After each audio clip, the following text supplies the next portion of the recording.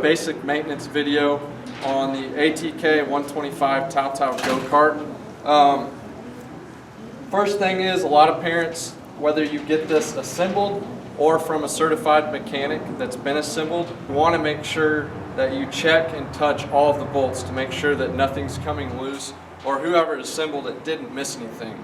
So first thing that I always do if you're just getting the go-kart is start in the front, and you're literally going to want to hand touch all the bolts all the way around the go-kart to make sure that nothing was missed and nothing's going to fall off and break. Especially on the go-karts, you don't want your steering tie rods to come loose. You want to make sure that the safety pins in on the bolts and make sure that there's nothing coming loose. And then I usually work your way around the entire go-kart. When you get back to your chain, make sure that it's not too tight. This one right here is about perfect, but if this chain were to get too loose, it can derail. Once it derails, it's freely spinning and it can cause a lot of motor damage. It'll break your case. It usually gets in here and breaks and pulls stuff alone. So you want to keep a close eye on your chain. If it is getting too loose, this is simple to adjust. Just loosen this bolt, and this will pull this up and down. You're going to want to pull it up to pull this further away to make it tighter.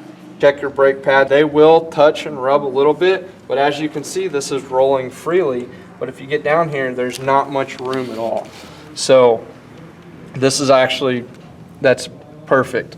Your exhaust on these ATKs, the exhaust pipe, there's a lot of rattle here, and this bolt right here will come loose. So, and anything around your exhaust area. And this isn't because it's a Chinese go-kart. It doesn't matter if you're driving a Honda go-kart or a Yamaha. Any new vehicle, a lot of times they will come loose. So it's your responsibility to check these nuts and bolts all of the time before each ride to make sure that nothing's coming loose. This exhaust right here, I would put Loctite on it. So take the bolt out, or if it continues to come loose, put Loctite around it. Check your rack nuts and bolts and your seat belts, and make sure that you check everything all the way around. Once you've done that, let's go back to your motor. You're going to want to make sure that your oil level is good.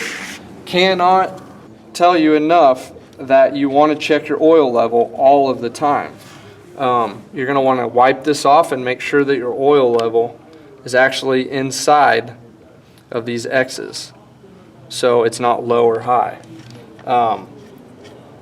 After everything's been looked over, you make sure you got oil, everything's tight, and you think you're ready to ride. If you just got this go-kart, it's very important to break it in the proper way. What I mean by breaking it in the proper way, you're going to do 3 heat cycle rides, and they're not going to be long rides, so you're not going to put your kid in there without showing him how to shift and without telling him how to operate the go-kart and just let him go ride for 2 hours. You will have problems. You're going to want to let them ride it around the yard very slowly in first and second gear, and let them heat cycle it. Don't over rev it, and let it get pretty warm, but do not overheat the motor. So once you do that first heat cycle and get it warm, bring it back in the garage, let it cool back down. While it's cooling down, check everything over again, make sure nothing came loose, and then do that again. You're going to do that 3 times. What this does is it allows the motor to properly break in. It gives your valves and the oil and everything time to seal everything inside of the motor. If you get in there and you start revving it up and making the valves go real fast, it doesn't have the proper time to seed, doesn't have the proper time to break in. So that's really important. After you do the 3 times, I recommend changing the oil. It comes with more of a break-in oil. It doesn't come with the 10W40 oil that needs to be put in the 125 motor. So changing the oil is very easy. There's a bolt under the motor. You just take the oil drain plug bolt out, let it drain down, put it back in, and then fill it back up with oil. On this one, you have a dipstick, so you can tell how much oil to put in there. And you're going to want to probably put about a half quart in, and then check it, and then add a little bit more. You don't want to overfill the motor with oil either. Once you've got the oil and you're ready to go, you are ready to go, so you can start riding it. What I would do at that point, if you have any issues with it not starting or the operating, this is a semi-manual go-kart. What semi means is it's got shifting, but it does not have a clutch. A manual, a fully manual, has shifting plus a clutch. So this is a semi-manual. If your kid's just starting out, show them right here. Forwards, neutrals, reverse. Pretty self-explanatory. What you're going to want to do, get the go-kart started in neutral, and then you're going to want to put it in first gear, and then they can slowly drive around the yard. You can also control and govern the speed by the bolt back here, which is hard to see, but there's a bolt back there that you can screw all the way in, which will allow this foot pedal to only go so far in. If you have problems starting it, it won't start. First thing you're going to want to do, gas tank, you're going to want to follow where the gas tank goes, and you're going to want to follow where the gas hose goes to the carburetor. You're going to make sure that there's a petcock, and you're going to make sure that the fuel is on. This is what you call a petcock. Make sure, if you don't know which way on is, you can always remove the gas hose and then control the fuel coming out of the fuel tank into the carburetor. If you're getting gas to the carburetor, next thing you want to do, it still won't start, is come over to this side. You're going to want to remove the spark plug cap, and then you're going to want to remove the spark plug, put the spark plug into the cap, and you can hold the spark plug onto the cylinder. This is metal.